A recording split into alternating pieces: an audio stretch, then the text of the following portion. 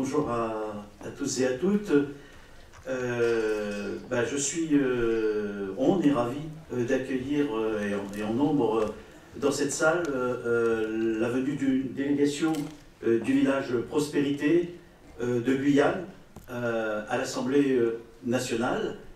Je crois que c'est après un long périple, puisque je crois que votre délégation a eu un certain nombre de rencontres. Et donc nous sommes heureux que cette visite, je ne sais pas si elle se termine ici, en tout cas qu'elle passe par l'Assemblée nationale, afin que nous vous donnions la parole sur la situation difficile que vous subissez actuellement. Je voudrais bien sûr présenter toute la délégation du chef amérindien qui est là, avec le Yapoto Siabéré, je ne sais pas si je le prononce très bien. Normalement, dans la délégation, Madame Mélissa Siabéré, Monsieur Christophe Yanouana-Pierre, Madame Clarisse Telwali da Silva, Monsieur Sylvain Duez Alessandrini, Madame Héloïse Bérard et Monsieur Pierrot Pantel. Très rapidement, avant de donner la parole au Yapoto Siabéré, depuis 2018, le peuple Kalina, représenté par donc, le Yapoto Siabéré, tente de s'opposer au projet de construction d'une centrale électrique à hydrogène. Cette centrale, dont le but en soi n'est pas critiqué, s'installe en effet sur des terres revendiquées par ce peuple, violant ainsi ses droits coutumiers. Les Kalina n'ont d'ailleurs pas été consultés sur ce projet. Cette terre réclamée par ce peuple autochtone fait l'objet d'une promesse de l'État français depuis de nombreuses années. Ce projet n'est pas une centrale à charbon ou un puits de pétrole, mais sa localisation imposée par l'État doit être dénoncée. On ne peut promouvoir des sources d'énergie alternatives au détriment des populations locales. On est en plein débat sur la loi sur les énergies qu'on a commencé à débattre depuis hier lundi. Mais les travaux qui ont commencé dégradent le milieu naturel dans le parc naturel régional où la forêt amazonienne est extrêmement riche en biodiversité. Les obligations d'encadrement environnementaux ne sont à l'évidence pas plus respectées par la société CEOG que les droits autochtones. Une plainte, mais nous en parlerons, co-signée par le village et l'Agence nationale pour la biodiversité, a été déposée pour défendre cette terre. Mais la seule réponse a été le 24 octobre, le Yapoto et des habitants du village Prospérité ont été arrêtés juste parce qu'ils défendaient leur lieu de vie. La France, qui se veut souvent être un exemple des droits de l'homme, ne fait visiblement pas honneur à ses engagements. Donc, je terminerai en disant qu'on est heureux de vous recevoir, et le mieux, c'est que, bien sûr, je vous laisse tout de suite la parole.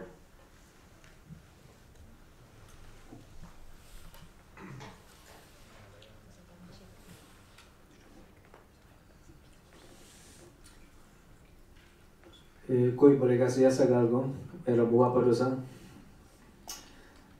ot erobo ot awiet ma wolo jaber Yapoto village Prospérité ero Guyane po saya sagalgo ot deporaka Kalinia. Bonjour à tous, bonjour à tout le monde. Donc, je me présente de Yapoto Jaber, de la nation Kalinia, représentant du village Prospérité en Kalinia Tchobohup. Donc je suis content d'être là parmi vous aujourd'hui et donc je vous apporte le message suivant. Mukusado, kusukusatero me ngado Guyane française. Donc aujourd'hui, on va parler de la Guyane dite française. On est voilà, molonana et mamul waire, damolo oka enesewopi, on est voilà, on ero bolo papolo ote, ero on mengano kenusa, ero nana et mano bodi ponaka. Donc si on parle de la Guyane dite française, alors les sujets et les choses qui se passent dans ce territoire doivent concerner la nation française. Et c'est en ce sens que je suis présent parmi vous aujourd'hui. Vous qui êtes députés, nous sommes à l'Assemblée nationale, l'Assemblée qui représente tous les Français. Donc c'est le sens de ma présence aujourd'hui ici.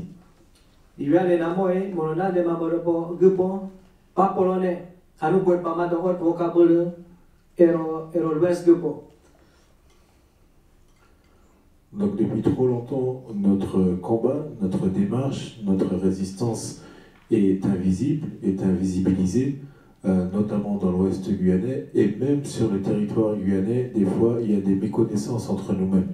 Donc aujourd'hui, il s'agit d'affirmer une nouvelle fois nos revendications et également de porter ce message suivant, c'est que nous sommes toujours debout et que nous comptons bien résister.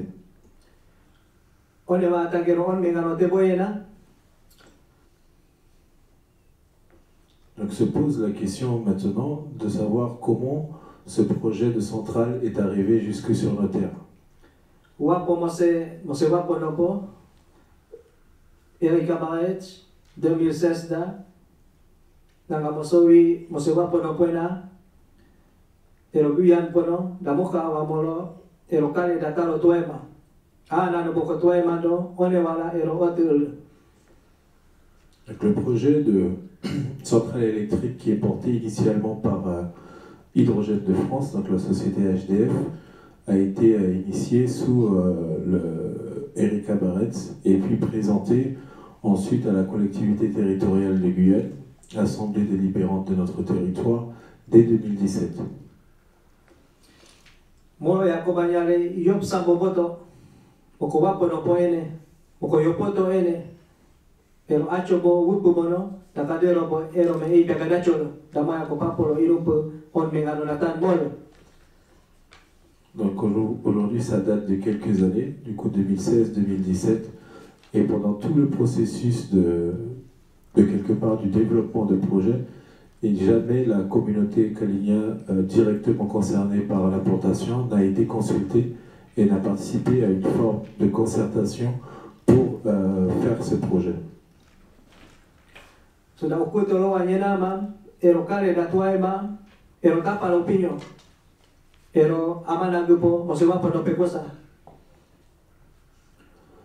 projet a également été présenté à quelques conseillers municipaux de la commune de Mana, donc on parle encore de 2017, sous pli confidentiel que nous avons réussi à nous procurer par la suite. Donc on savait que commençait à se tramer quelque chose dans les forêts qui environnaient notre village.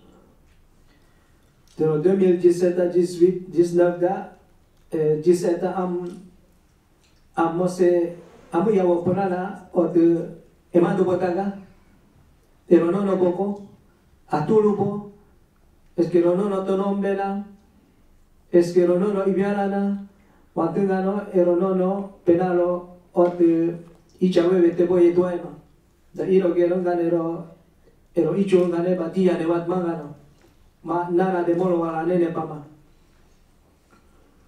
Donc parallèlement à tout ça, le bras armé de l'État en Guyane dans la gestion des terres, c'est-à-dire l'ONF, a initié une enquête autour de notre village et dans notre village pour estimer la valeur de la forêt qui entoure notre village.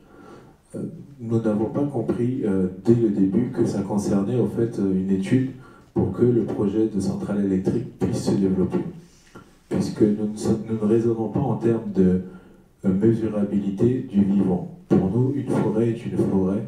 Une forêt, il n'y a pas de forêt primaire ni secondaire. Le vivant ne se classifie pas de cette manière. So diviala kai yombo, mosiwa pona erobo yata, eropa uge poyata. Moko ashte hio podol seneko.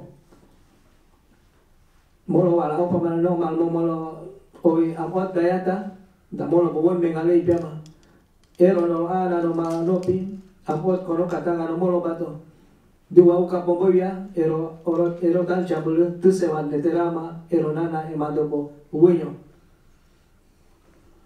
Par la suite, donc en 2018, les porteurs de projets ont tenté de me voir et j'ai dû être présent sur le territoire hexagonal pour des questions de santé, notamment de ma fille. Et pendant ce temps, ils sont venus me voir à l'hôpital pour me présenter ce projet et me dire de l'accepter. Mais dès ce moment, donc en 2018, je leur ai dit que le projet se trouvait trop près. Donc ça se trouve à 1300 mètres et ce n'était pas acceptable pour nous. So jiviala ero ot ni tomoyalo so dai pia podatera ero mai bioloname ero okto da iop sabobo molichase molo owi molo nana ene ukupo banyare wala moya ko papolo ote tuatan mon dera toen bomema da moya kolomoko yasagalgo uwanikato nagamko dera yopoto noko uwanikase ero ote ichopa kanacha ero bo ot boko ero ala molot nosa ot boko am dera ote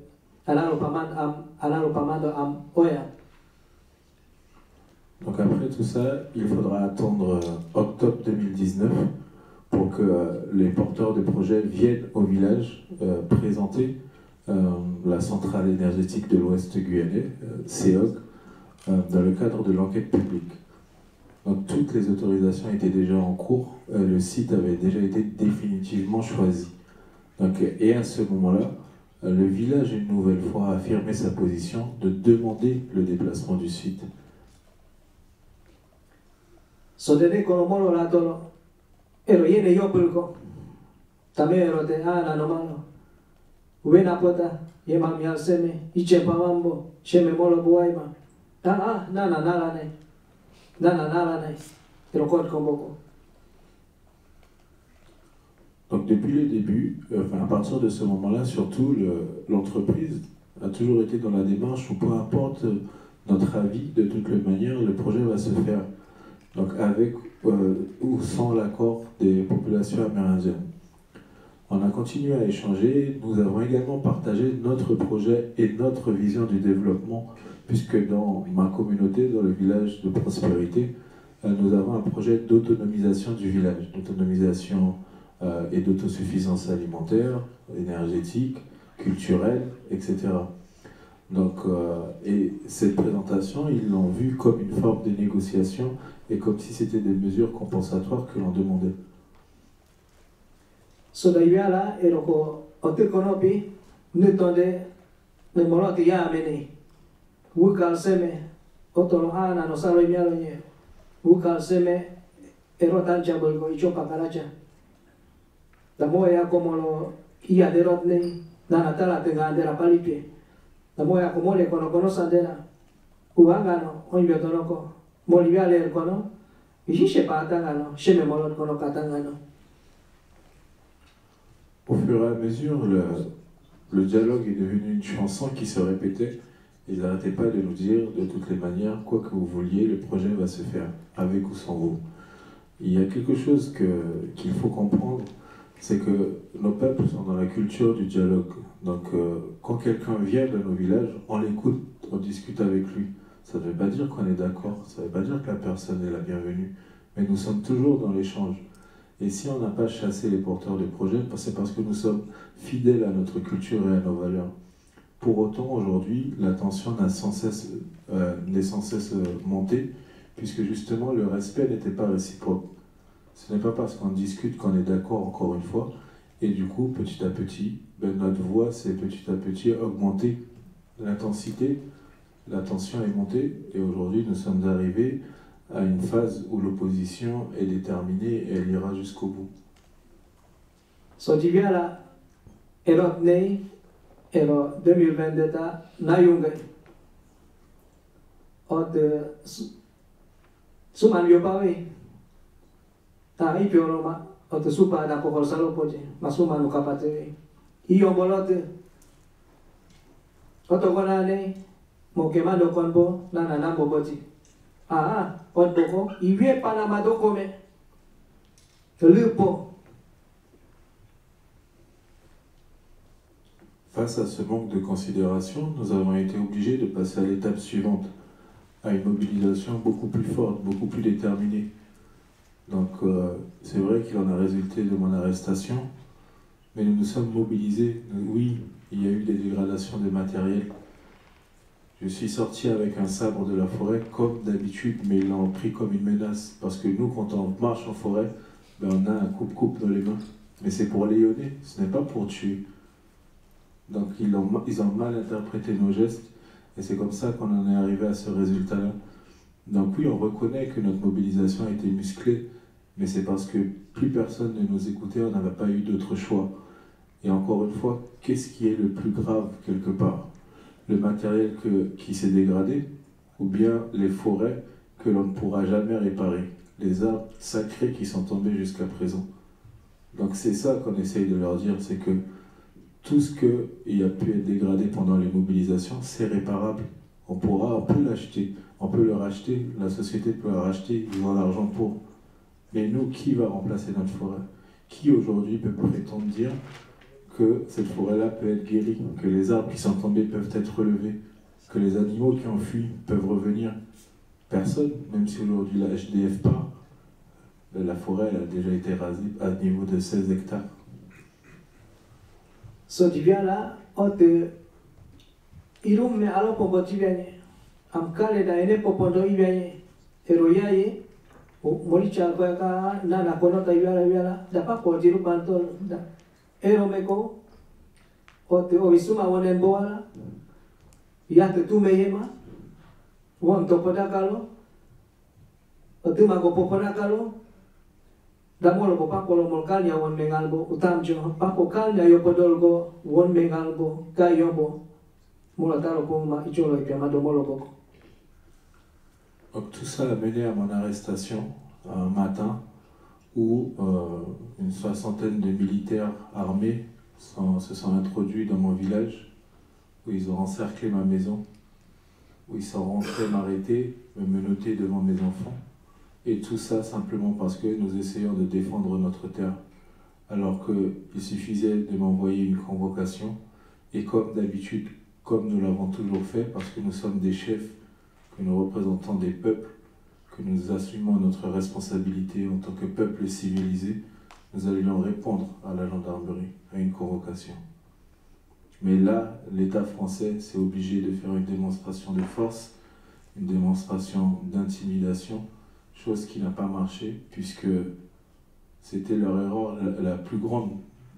Ça n'a fait que lier l'ensemble des nations amérindiennes, ça n'a fait que lier notre proximité également avec la population guyanaise, qui a fortement dénoncé ce mépris. Donc l'État français a mal joué en faisant cette démonstration de mépris, et du coup, depuis, la lutte n'a fait que s'accentuer et de plus en plus déterminée. Ukute maerome, musekalinya uwewe od negamoko ma uitala daka ota tume piacheme. Ishewa elwacho boboto lwa ponaka. Ishewa papolo tuopulo. Elona wacho bogo ponaka, elola viantadune. Mamolo walawate. Molo walabuka shimia kai. Irupa makai papolo moto todero nana mandol ponaka. Ma ene togote one wala nane mamolo. Ene togo moko kalinya mamolo. Molo bogote to kampia to tipolote. Donc je tiens à souligner que nous, les peuples amérindiens, nous ne sommes pas contre le développement du territoire guyanais. Même si, depuis le début du mouvement, c'est ce qu'on essaye de nous afficher comme étiquette. Nous ne sommes pas anti-progressistes, nous ne sommes pas anti-développement. Nous sommes conscients des besoins du pays qui est la Guyane, notamment d'un point de vue énergétique. Mais cela ne doit pas se faire au détriment de notre mode de vie, de notre mode de transmission, de nos cultures et de nos terres ancestrales qui ont été spoliées par l'empire colonial français. Nous restons souverains de nos terres, nous restons maîtres de nos destins. Donc aussi bien que la vision des autres doit exister, la nôtre doit exister et être respectée. Ibe megal koalena. Won megal sugusena. Sugusa oyaba. Moko yasagal aloluwa. Sugusone wala. Molwacho ko undu maluwa. Molo bukal shimya kai. Moko ga kono ta yeme ba uno no luporaka. Aude que me pai one wala bo uno no alol boko. Sudamolo oka erome. Awo pol mo pia tipolote. Masukusa od boko uaukale. Naga od boko ahaukale. Donc je suis fatigué de devoir sans cesse justifier que j'ai la même forme d'intelligence que tout le monde, que je suis aussi conscient des enjeux comme tout le monde, et que nos peuples ont leur propre vision du développement, comme chaque peuple l'a, et que cela doit être respecté. Donc aujourd'hui, nous avons notre vision qui doit être respectée, mais nous sommes sans cesse en train de justifier cela. Nous sommes sans cesse en train de justifier quelque part notre humanité et notre condition d'égal à égal, de dialogue de peuple à peuple. O mano saloya, uano me te kapu, mam kodera de kalinya mandena, era mando bogepo, o mano kunta moyalo. Aje pakanaja. Nono ayo matanana, pas sugu saot boko nono ayo malua.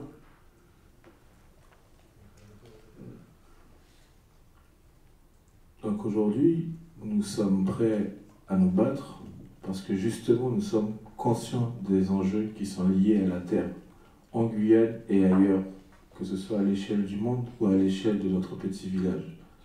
Donc la question plus large, c'est la question de la terre, c'est la question de la souveraineté qui se pose aujourd'hui, notamment dans ce cas pratique, mais qui va être revisité parce qu'un bon nombre d'autres projets sont encore une fois en train de se développer à proximité de nos villages et sans encore une fois qu'on soit informé, qu'on soit associé ou qu'on ait un pouvoir de décision dans ce processus.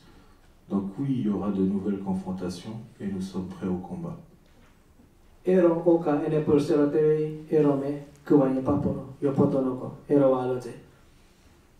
le contenu de mon message devant vous, les députés, devant vous, les médias. Donc voilà, je transmets mon message.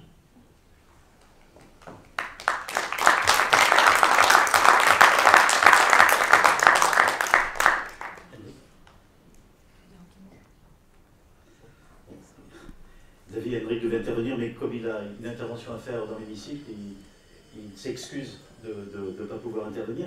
Mais en tout cas, peut-être avant de passer aux questions, je vais passer la parole à Marie Pichon. Vas-y, excuse-moi.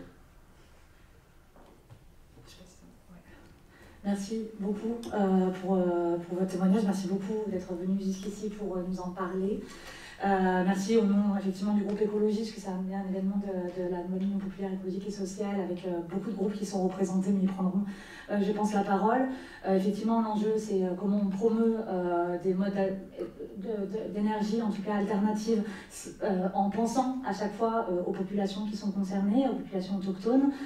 C'est un sujet qui est très actuel, comme tu l'as rappelé tout à l'heure.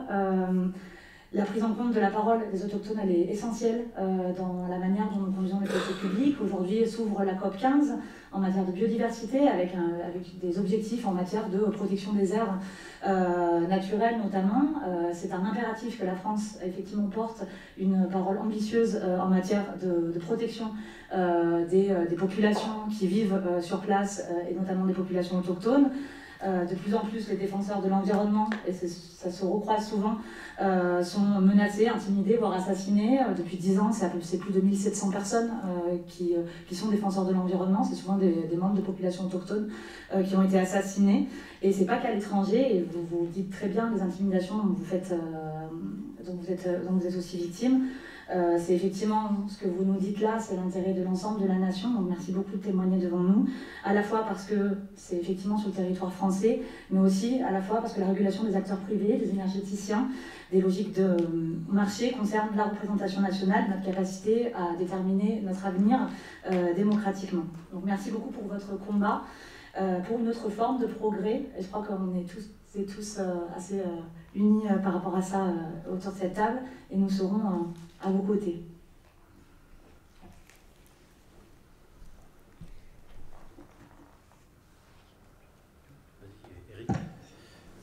Oui, Éric Coquerel, président de la Commission des Finances et député France Insoumise. Moi aussi, je voulais m'associer aux remerciements et vous êtes déplacé pour porter cette voix. Moi, j'étais alerté par Barbara Boulet, qui est là notamment pour signer une tribune, et je souhaitais vous entendre et entendre ce que vous disiez. Ce que je vois, c'est que la situation que vous connaissez synthétise plusieurs problèmes.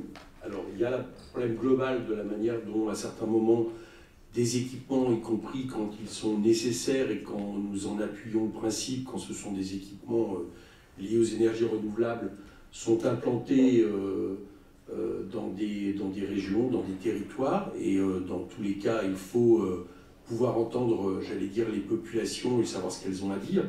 Et je crois que ce que vous posez aussi comme problème, c'est la place des nations premières et la souveraineté des nations premières à l'intérieur de la souveraineté nationale.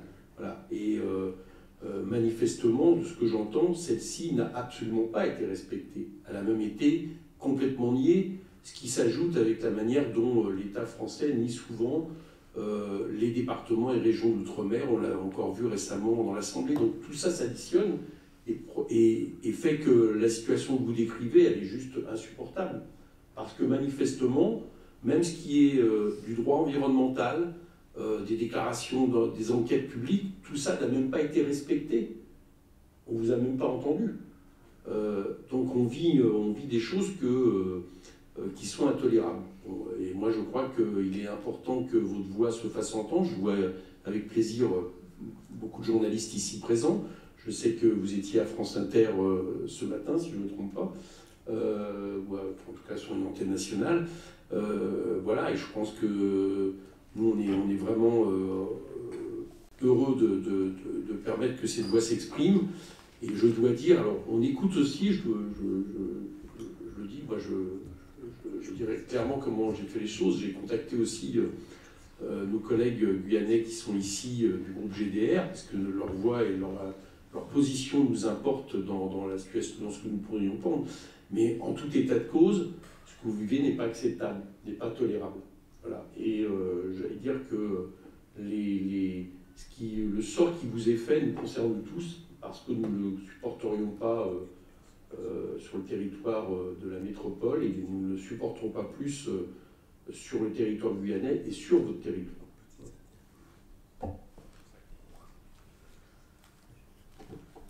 S'il y a d'autres députés qui veulent prendre la parole, ou on peut passer peut-être à des échanges, c'est comme vous le voulez.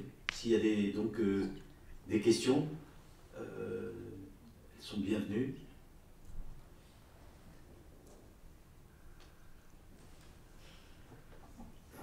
Bonjour, je prends le relais, vu qu'il y a un petit temps mort. Je m'appelle Pierre Pantel, je coordonne le combat des Kalignans depuis bientôt 2 ans. Je suis à leur côté. De plusieurs façons. Déjà en essayant d'organiser cette rencontre-là aujourd'hui, même si j'étais loin d'être tout seul. Et je remercie d'ailleurs tout le monde, Michel, parce que tu as répondu présent, et merci beaucoup. Marie aussi, Eric, d'être là, ça me fait vraiment plaisir de vous voir. Parce que c'est pas évident de faire sortir, de faire émerger finalement une voix guyanaise en métropole. C'est très compliqué. L'arrestation du Yopoto a fait la une des médias en Guyane, mais ici pas une seule ligne. C'est très compliqué, donc il y a ce volet-là, donc médiatique, mais il y a aussi un volet plus juridique, même judiciaire, puisque dans une vie précédente, j'étais inspecteur d'environnement, j'ai pu me rendre sur le terrain en Guyane, à Prospérité, sur le chantier, et constater de nombreuses infractions environnementales, 4 en l'occurrence, on a relevé par une plainte, tout simplement, qui a été signée par l'Association nationale pour la biodiversité, pour laquelle je travaille bénévolement, et par l'association du village. Donc cette plainte, elle est ici, elle a été déposée auprès du parquet de Cayenne vendredi 25. C'est quelque chose qui nécessairement va poser problème aux porteurs de projets, puisque jusqu'aujourd'hui, ils se gargarisaient, je dirais, dans les médias d'être parfaitement propres, clean, et vraiment particulièrement responsables d'un point de vue environnemental, puisqu'ils portaient un projet vert, comme c'est pas possible de faire plus vert. Malheureusement, sur le terrain, on se rend compte d'autres choses. C'est-à-dire qu'on se rend compte que la plupart des cours d'eau autour du chantier sont parfaitement impactés, ils sont pollués, la faune présente, les nids d'oiseaux par exemple, qu'on n'a pas le droit, je ne veux rien vous apprendre, mais les nids d'oiseaux protégés on ne peut pas les détruire. Pourtant là, sur les 7,5 hectares qui ont été déjà déforestés, l'ensemble des nids ont été détruits. Mais ça va au-delà, on a une espèce qui devient un petit peu, au fur et à mesure de la lutte, le symbole, mais c'est l'opossum aquatique. L'opossum aquatique, il a été relevé, la présence de cet animal nocturne, très rare en Guyane, a été relevée par le bureau d'études Biotope, payé par la CEOG, par l'entreprise. Et cet animal-là, très protégé, a besoin d'avoir un cours d'eau clair. Pourquoi? Pour pouvoir chasser, il a des pattes palmées, et il peut chasser les petits mollusques et les petits poissons sur les petits cours d'eau, et jusqu'à la crique Sainte-Anne, à proximité, où d'ailleurs le village va se baigner, et culturellement a une attache très forte aussi avec ces milieux aquatiques, puisqu'ils y pêchent également. Et donc cet opossum a besoin d'avoir une eau claire. Malheureusement, la CEOG n'ayant pas respecté son arrêté d'autorisation, c'est-à-dire que les précautions qu'elle devait prendre pour pouvoir entamer son activité de déforestation, ça voulait dire couvrir le sol avec des végétaux pour qu'il n'y ait pas de ruissellement, pas d'érosion, et donc ça n'impacte pas derrière ensuite les cours d'eau, et donc l'habitat de cet opossum, que des bassins de décantation soient creusés pour éviter donc tout ça et que l'eau puisse se décanter et déposer ses matières en suspension. Tout ça, ça n'a pas été fait. Pourtant, ça apparaissait dans l'arrêté d'autorisation, mais voilà, la CEOG s'est permis de ne pas le faire, et les cours d'eau sur des centaines de mètres sont complètement turbides. Donc évidemment, l'opossum aquatique a son habitat qui est altéré, c'est un délit. Et de fait, il ne peut plus se nourrir et risque effectivement de disparaître de cette zone-là. L'enjeu, c'est même la préservation de l'opossum aquatique sur l'ensemble de la région de guyanaise, quoi. Donc ça, c'est le bureau Biotope qui le précisait. Tout ça pour dire que finalement, il y a à la fois un tiroir culturel très fort, hein, avec les droits autochtones qui ont été bafoués, il y a un tiroir politique avec les proximités de M. Thierry Léo. Je m'astreins toujours à le nommer parce que les responsabilités de déforestation et de tout autre désordre environnementaux, si on peut appeler ça comme ça, il y a des gens derrière. Ça peut être des gens dans l'administration, mais ça peut être aussi des grands financiers, comme c'est le cas ici. Et il y a aussi donc un tiroir environnemental très fort avec une autorisation non respectée et avec des infractions environnementales qui auront des impacts encore longtemps sur la zone de vie des Kalinia. Voilà. Donc je vous propose de la faire passer puisque j'ai fait les choses bien, j'ai mis beaucoup de photos.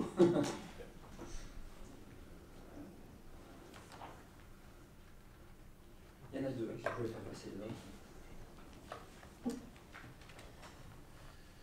Oui, s'il y a des questions. Oui, donc, Christophe Yanouana-Pierre, la porte-parole de la jeunesse autochtone de Guyane.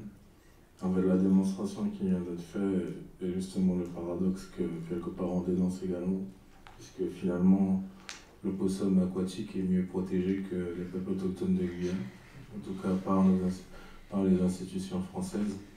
Et c'est également quelque part de ressort de l'Assemblée nationale de faire valoir et de mieux faire reconnaître les droits des peuples autochtones. Puisqu'aujourd'hui on en arrive à chercher ces petits opossums que l'on a déjà vus, hein, mais voilà, enfin, lui il veut juste être tranquille aussi, on le laisse tranquille, il est bien, mais il nous faut aussi un armada juridique pour pouvoir faire valoir nos droits. Parce qu'à chaque fois on est obligé de passer par le volet environnement pour faire valoir ce qui est du droit humain. Donc, voilà.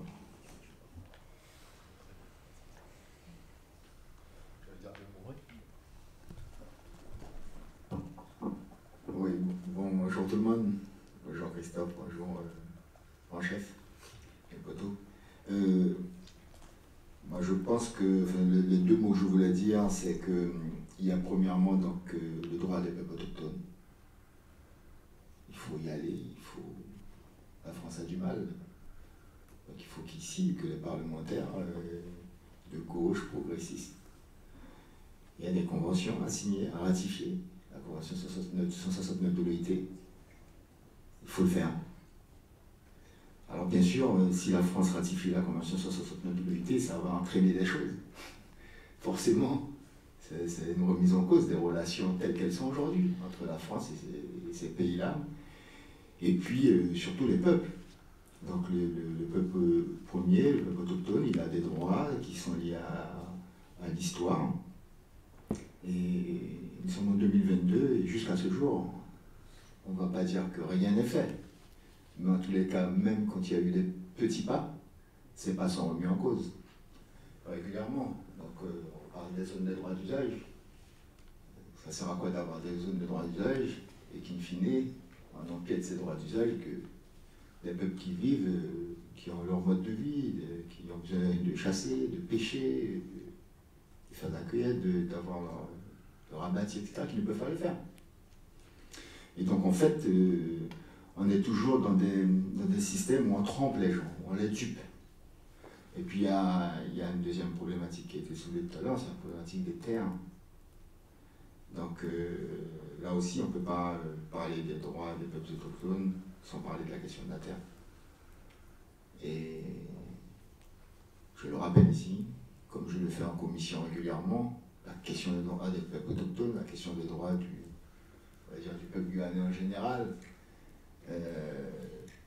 et la question de la terre, c'est quelque chose d'essentiel. Parce que l'État est propriétaire de plus de 90% des terres en Guyane.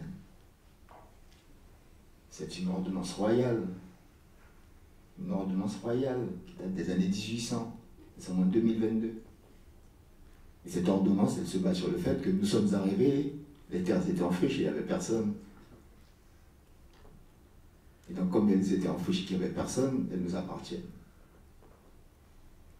Donc, c'est une bagarre qui va. En tous les cas, moi, je mène les campagnes que sur ce sujet-là et sur la question donc, du droit de la population guyanaise à avoir une autonomie large, pleine et entière avec des pouvoirs législatifs pour pouvoir faire nos lois pays.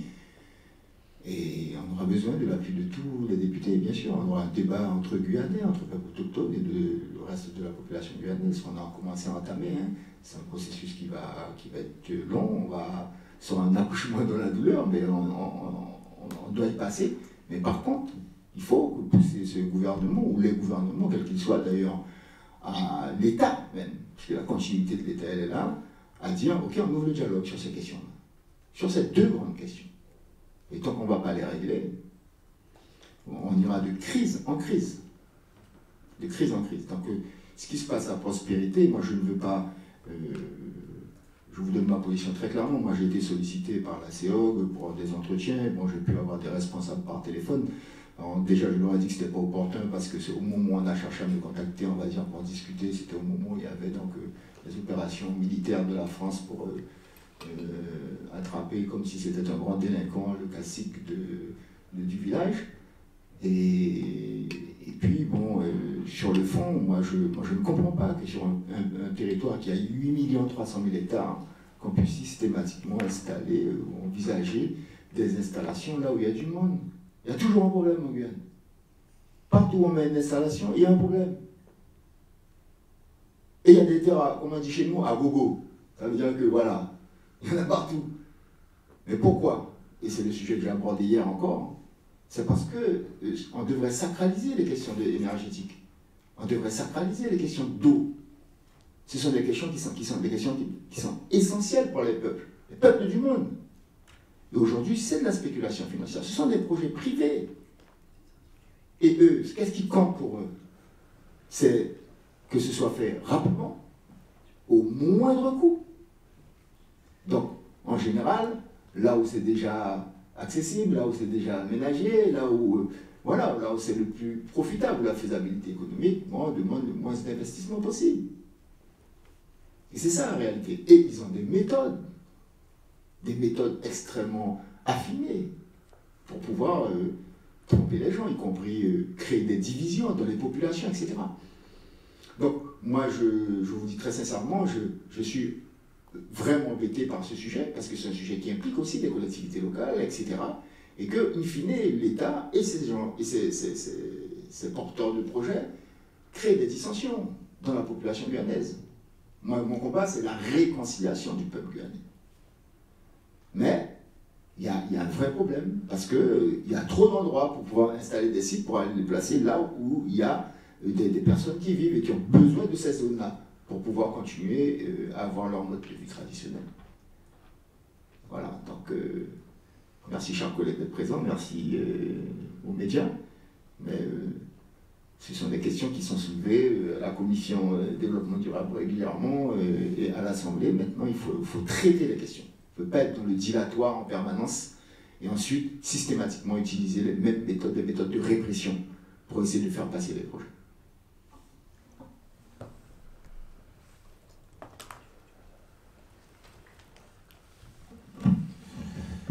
Merci Jean-Victor, donc Yopoto Javert, Georges, Christophe, merci chers collègues, bonjour à toutes et tous. Dans ce dossier-là, le problème de fond, c'est le rôle de l'État. Le rôle de l'État à tous les niveaux. Je rappelle que, peut-être pour ceux qui ne le savent pas, lors des événements sociaux de Guyane en 2017, il a été acté qu'il y ait 400 000 hectares qui reviennent au peuple autochtone et au Chiniki. Sauf qu'aujourd'hui, ces 400 000 hectares-là, on ne sait toujours pas. Il y a des demandes de terres qui ont été faites, en l'occurrence par Village Prospérité, mais par bien d'autres villages aussi. Jusqu'à aujourd'hui, à différents niveaux, ça n'avance pas. Donc le problème du foncier que Jean-Victor porte depuis un certain nombre de temps déjà, il nous explose le visage encore au grand jour aujourd'hui. En urgence, soit ils abrogent leur ordonnance royale qui n'a plus lieu d'être, et qui restitue les terres acquises de droit dans les plus brefs délais, ou on va continuer à aller au-devant de problèmes de la sorte. Ensuite, se pose le rôle de l'ONF. Je rappelle qu'il y a le bras armé de l'État au niveau du foncier en Guyane, où dans ce projet, l'ONF a signé aussi un accord avec l'entreprise où est-ce qu'elle gagne de l'argent chaque année, en louant les terres à plus de 170 000 € par an. Donc sur plus de 20 ans. Donc vous voyez bien qu'on parle sur l'effet économique, le rôle de l'État dans ce dossier-là aussi. Ensuite, pourquoi l'État, donc au travers de l'ONF, décide de donner une parcelle de terrain qui est concomitant avec celle du village Prospérité, tout en sachant que les dialogues prévus et nécessaires en amont de ces choix-là n'ont pas eu lieu. Donc moi, je me pose la question. On savait déjà, mais projet après projet, sujet après sujet, ça confirme le rôle que l'État peut jouer sur nos territoires. Donc la revendication qui est légitime, qui est faite par le Yopoto aujourd'hui et la délégation, on ne peut qu'y souscrire, parce qu'à un moment donné, il va falloir arrêter ça. C'est plus vivable, ça devient anxiogène, et c'est problème sur problème. Et comme l'a dit Jean-Victor, ça crée des tensions inutiles au sein de la population guyanaise même, entre les différents peuples, et on ne peut pas continuer à vouloir penser et développer un territoire de la sorte. Ensuite, pour finir, au travers de ce qui se passe aujourd'hui avec le village Prospérité, j'aimerais profiter de la présence de toutes et tous pour qu'il y ait un regard particulier qui soit fait sur le territoire dit d'outre-mer, avec le traitement qui est fait avec ces territoires-là, on va dire qu'ils sont français, mais plus souvent que rarement, on se demande vraiment si nous sommes français. On a les papiers français, depuis des générations, nos parents nous ont dit que nous sommes français, mais chaque fois qu'on vient ici pour débattre de nos réalités, c'est à croire que nous sommes des étrangers qui arrivons dans un pays étranger. Donc il n'y a pas 36 000 solutions encore. Soit la France est en mesure de répondre concrètement, normalement, aux besoins de ces territoires et en prenant en compte ses réalités propres, parce que je rappelle que la Guyane est en Amérique du Sud, comme certains autres, la Guyane n'est pas un archipel, n'est pas une île, mais bien c'est un continent, d'accord? Et ça, il faut le rappeler, parce que souvent, il y en a qui ne connaissent pas cette réalité-là. Et si la France ne souhaite pas ou n'est pas en mesure de le faire, mais qu'elle le dise clairement. Et puis qu'elle nous laisse nous débrouiller. On saura faire ensemble, ne vous inquiétez pas. Hein. Mais on ne va pas continuer à venir ici à quémander, à supputer, à supplier quelque chose qui nous revient de droit en fait. Et on le voit sur le volet sanitaire, développement économique. Si les entreprises viennent et veulent s'installer différents endroits là où est-ce qu'il y a l'accès routier, c'est parce que le territoire n'est pas structuré, il n'est pas développé. On n'a accès à rien du tout. On parle d'un territoire français où 30% de la population n'a pas accès à l'eau potable, à l'électricité. De quoi on parle? Il y a des choses qui se passent sur nos territoires. Si ça arrivait en région parisienne, ce serait le scandale d'État. Et pourtant, ça n'émeut personne. Année après année, député après député, gouvernement après gouvernement, c'est toujours la même chose.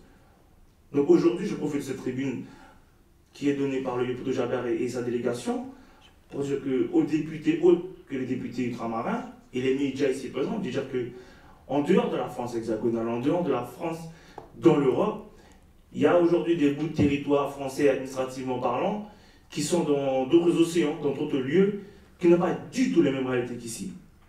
Et pour finir, j'aimerais pas que l'aspect environnemental écologique prenne le dessus sur les différents dossiers, parce que quand le voyons aujourd'hui, la Guyane doit se développer, c'est une nécessité, il y a des populations qui sont en souffrance, il y a un besoin qui est identifié.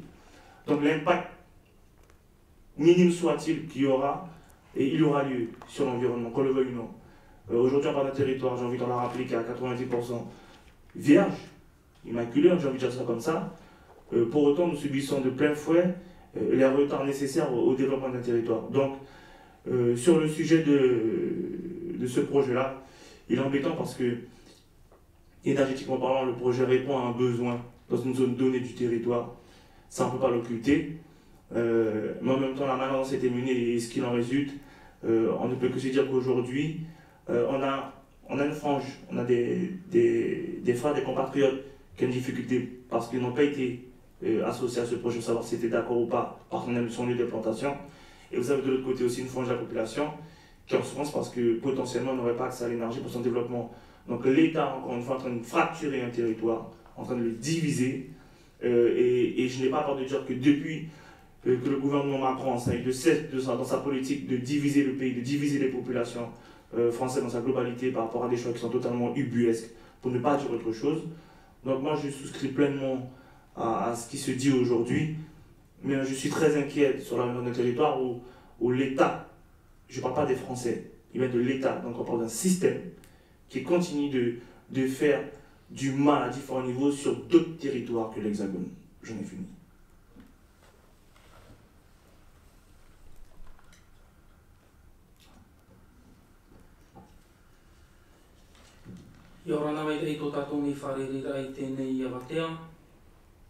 Merci à notre collègue d'avoir organisé cette rencontre avec cette délégation calénienne. On s'est rencontrés ce matin, donc je renouvelle encore mes vœux d'accueil pour cette rencontre. Ma prise de parole cet après-midi, on a déjà échangé ce matin, donc ça n'aura pas changé de ce que j'ai dit ce matin. Ma prise de parole est beaucoup plus par rapport aux médias qui sont présents. Et comme l'a dit Davy à nos collègues qui ne sont pas de nos territoires, parce que c'est eux qu'il faut sensibiliser. Parce que nous sommes que 28 dans l'Assemblée nationale sur 577. Tout d'abord, au nom des 3 députés, donc mes 2 collègues Moïté Steve et moi-même de Maorinoué, j'apporte ici notre soutien à l'ensemble des peuples autochtones, notamment le peuple calénien en Guyane, pour que on respecte le droit de l'ensemble des peuples autochtones. Je m'arrêterai là pour le cas de la Guyane, parce que je ne veux pas m'immiscer dans les affaires internes de la Guyane, mais j'apporte mon soutien indéfectible.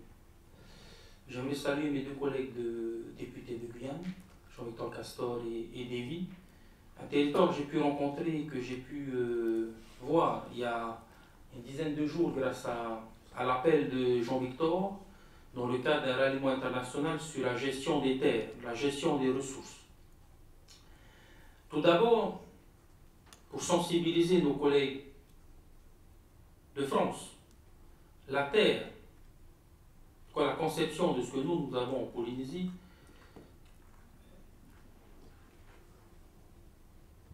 la terre, c'est nous. Quand je parle de la terre, c'est la terre, la mer, ce qu'il y a à l'intérieur, l'air, ce qu'il y a à l'intérieur, tout ce qui nous entoure, c'est nous. Aujourd'hui, on parle d'un projet d'énergie. On n'est pas contre, parce que c'est ce qui se passe aussi dans nos pays, on n'est pas contre. La question, c'est quand vous parlez de la terre, vous parlez de nous. Pas que de la terre. Lorsqu'un enfant polynésien naît, on on lui prend son placenta et on le plante dans la terre. La terre en langue autochtone polynésienne, c'est Whenua. Le placenta, c'est tout Whenua, le centre de la terre, qui relie cet enfant à sa terre, qui lui explique que la terre et toi, c'est la même chose. Que ce qui est perpétré à la terre, c'est fait sur toi. Le modèle de société, la vision de société que nous avons n'est pas la même que celle qu'il y a aujourd'hui. J'en suis sûr que c'est celle qu'il y avait dans des temps anciens, dans l'ensemble des pays du monde.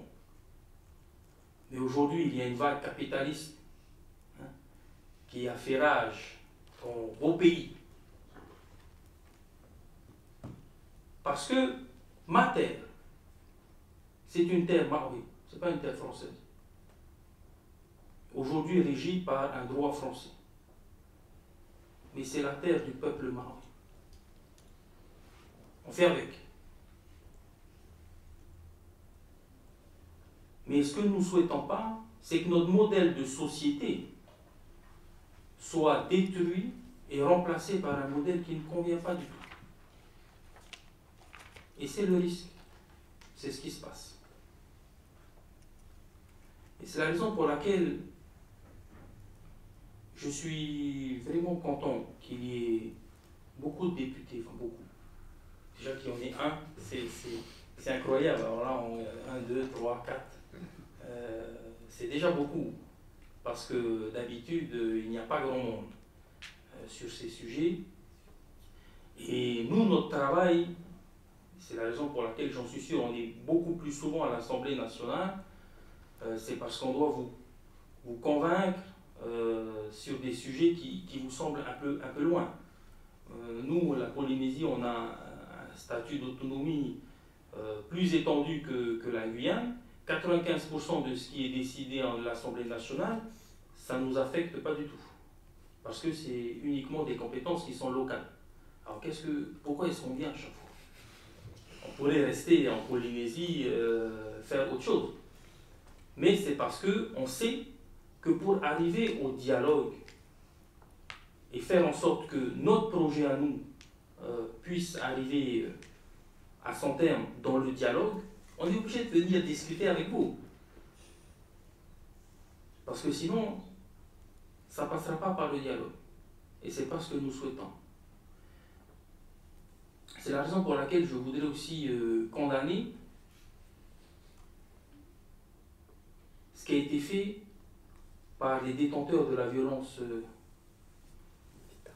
légitime, hein, comme le disent vos penseurs ici, occidentaux, Weber, etc., que l'État détient la violence légitime. Mais ce qui se passe en Corse, avec Corsica Libera, ce qui se passe en Guyane, ce qui a été fait au chef coutumier, c'est ce qui a été fait chez nous en Polynésie, c'est ce qui a été fait en Kanaki. Ça doit être condamné. Ça doit être condamné. Et heureusement qu'on peut le faire ici, dans ces espaces qui sont encore des espaces de liberté. Encore. Et c'est parce qu'on a cette légitimité en tant que responsables nationaux, en tant qu'élus nationaux.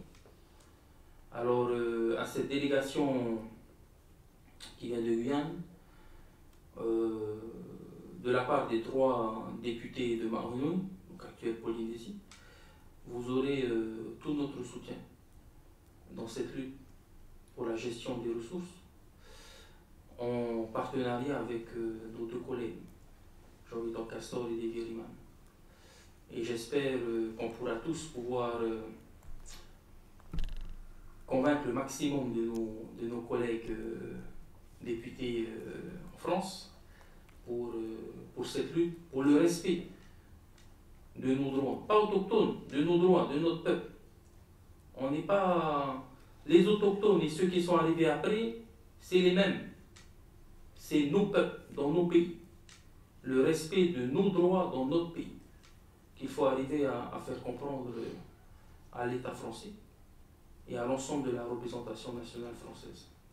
Voilà. Maruru. Oui, merci beaucoup. Alors déjà, vous dire qu'à chaque fois, c'est quand vos paroles sont quand même très impressionnantes, très fortes, très perturbantes, voilà, et à chaque fois nous rappelle combien nous n'avons pas soldé cette question coloniale et que nous n'avons pas avancé suffisamment sur notre histoire et sur le regard critique que nous devons y porter. Pour moi, ce projet et la manière dont vous le décrivez poursuit à peu près tout ce qu'il ne faut pas faire, c'est-à-dire une vision en effet coloniale, d'appropriation, de non-respect des terres et des êtres qui vivent dessus. Mais c'est aussi une vision du progrès qui est une vision du progrès purement techniciste et technologique et qui ne s'appuie pas sur les compétences locales et sur les savoir-faire locaux, mais sur la spéculation financière et le capitalisme comme étant seule source du progrès. Et ça, aujourd'hui, il faut le rappeler, ça n'est plus possible puisque ce modèle-là de progrès nous envoie dans le mur et que ce soit sur vos territoires ou ici, finalement, nous sommes sur la même planète à la fin. Je pense que là, il nous faut quand même, en tant que député, avoir un mot pour soutenir véritablement votre combat. Et je me disais que peut-être il serait temps que nous proposions une délégation de députés de la délégation des territoires ultramarins et de la commission développement durable et qu'en délégation, nous demandions un rendez-vous au ministre en charge de l'énergie ou des territoires outre-mer, je ne sais pas lequel est le plus pertinent, mais qu'en délégation, nous demandions un rendez-vous pour porter votre voix et votre contestation au sein du ministère, en plus de la vôtre, à côté de la vôtre, et pour amplifier la force qu'elle peut avoir. Et là-dessus, je pense que mes collègues ici seront d'accord pour co-signer cette demande de rendez-vous officiel au ministre.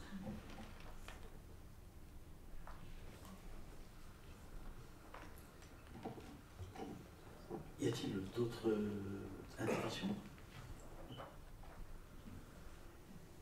Donc bonjour à chacun, à chacune.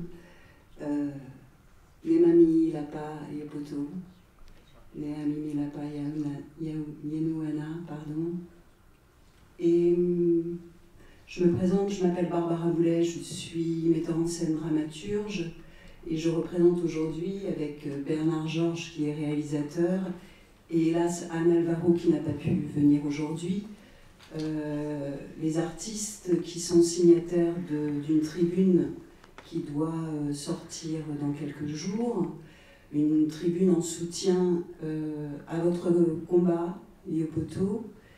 Et voilà, je voulais juste vous dire que les artistes sont de grands porte-voix et que nous vous soutiendrons. Donc, juste bon retour chez vous. Ne craignez rien. Nous sommes beaucoup de Tobushi à vos côtés. Et voilà. Donc, juste vous dire ça, de continuer votre combat en toute tranquillité parce que maintenant nous sommes nombreux derrière vous. Voilà. Ilupa Macho.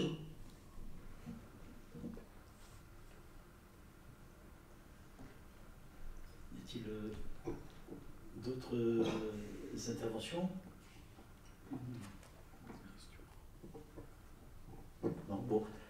Ben, ce que ça va être difficile, je ne veux pas conclure, si ce n'est simplement j'ai entendu quand même que ce qui serait bien, c'est qu'on poursuive bien sûr la défense de ce projet, qu'on puisse travailler à le suivre de très près, en tout cas au sein de l'Assemblée, à travers nos groupes politiques, et donc de ne pas lâcher ce travail. Et bien sûr de répondre positivement à la proposition de Sandrine vis-à-vis des ministères. Ça, je pense qu'il faut qu'on le mette également en place. Et puis au-delà de ça, moi je retiens un petit peu ce que tu as dit, c'est-à-dire que les députés puissent prendre plus de part aux questions d'outre-mer. Bon, on l'a fait dernièrement avec des résultats négatifs pour l'instant, sur toutes les questions de santé, où là on a vu que des problématiques qui sont pas résolues et il va falloir porter le fer encore et ne pas lâcher sur ces questions-là. Mais en tout cas, ça montre bien qu'on doit de plus en plus s'intéresser à ces questions-là au niveau de l'ensemble de nos groupes, en tout cas, ceux qui regroupent, en tout cas dans la NUPES, c'est très important pour nous que ces questions d'outre-mer soient vraiment prises en charge. Et je pense qu'on va travailler dans ce sens-là pour s'intéresser encore plus aux questions d'outre-mer telles que ça a été présenté. En tout cas, un soutien à votre lutte, et on sera là pour poursuivre ce débat. Eric, tu veux peut-être dire un petit mot ? Non, c'est juste... oui. Je voulais non pas comment dire, contrer la proposition de Sandrine, je pense qu'il faut la faire, mais je pense qu'il faut la doubler avec aussi une rencontre au secrétariat d'État d'Outre-mer. Parce que c'est pas seulement une question... Toi, tu parlais il faut faire les deux, quoi. Voilà. Parce que c'est pas seulement une question, ça a été dit, d'environnement, d'énergie, c'est une question aussi liée à savoir à qui appartiennent les terres et quelles sont la manière de se décider. Comme on a un secrétaire d'État d'Outre-mer qui, il n'y a pas longtemps, dans un débat, a arrêté de dire qu'il n'y a pas de problème d'argent, il a dit, il redit, en gros, suffisamment fort pour qu'on l'entende, s'il n'y a pas un problème d'argent, il n'y a pas un problème de choisir une implantation autre qui tienne compte, qui soit peut-être plus coûteuse, mais qui tienne compte des revendications des nations premières, et en l'occurrence du village qui est du peuple dont il est question. Voilà, donc je propose aussi ça. Très bien, ben oui, pardon. Bonjour à tous, du coup on va devoir vous quitter puisqu'on doit aller au Sénat pour rencontrer également des sénateurs. En tout cas, je tenais à vous remercier du coup déjà pour l'accueil, pour l'écoute, et puis pour le soutien qu'aujourd'hui vous nous apportez. Et puis vous remercier au nom de tous les jeunes qui sont mobilisés, même en ce moment, puisque ça fait maintenant plus de 20 jours qu'ils se mobilisent quotidiennement, qu'ils essayent de se relayer, qu'on occupe le terrain, qu'on lutte avec ce qu'on a. Aujourd'hui, on n'a pas beaucoup communiqué autour de notre venue, puisque il fallait qu'on soit déjà dans l'avion du retour avant qu'ils sachent qu'on soit là, au cas où ils essayent de profiter de notre absence, de l'absence du chef, pour mener d'autres manœuvres. Mais en tout cas, nous, de notre côté, le combat, il continue. Ce n'est pas simplement ce projet, encore une fois, le combat supérieur, le combat suprême, ça reste la terre et la souveraineté, ça reste le respect de tous les peuples, de tous les composants de la Guyane, mais également qu'on instaure enfin un dialogue de peuple à peuple entre la France hexagonale et la Guyane amazonienne. Encore une fois, nous avons d'autres défis, qui sont le changement climatique, qui sont le respect des droits humains, et auxquels la Guyane peut en partie répondre, en tout cas doit répondre, et doit prendre à bras le corps également ces questions. Donc c'est également toute cette mobilisation, toute cette vision des choses que l'on essaye d'apporter à notre échelle, au niveau de notre territoire, puisqu'on est conscient qu'aujourd'hui, l'Amazonie, les cours d'eau sont menacés, déjà depuis 30 ans par leur pillage illégal, par le pillage de nos ressources, par les inégalités territoriales en matière d'accès à l'éducation, en matière d'accès à la santé. Je pense que nous avons 2 députés aujourd'hui que je tiens quand même à saluer, Jean-Victor Castor et Davy Riemann, qui font le travail nécessaire pour essayer de porter la parole de la population guyanaise, du besoin de dignité, du besoin d'être respecté, d'être entendu. Donc on leur fait confiance pour ça. Et je remercie leur présence aujourd'hui à nos côtés.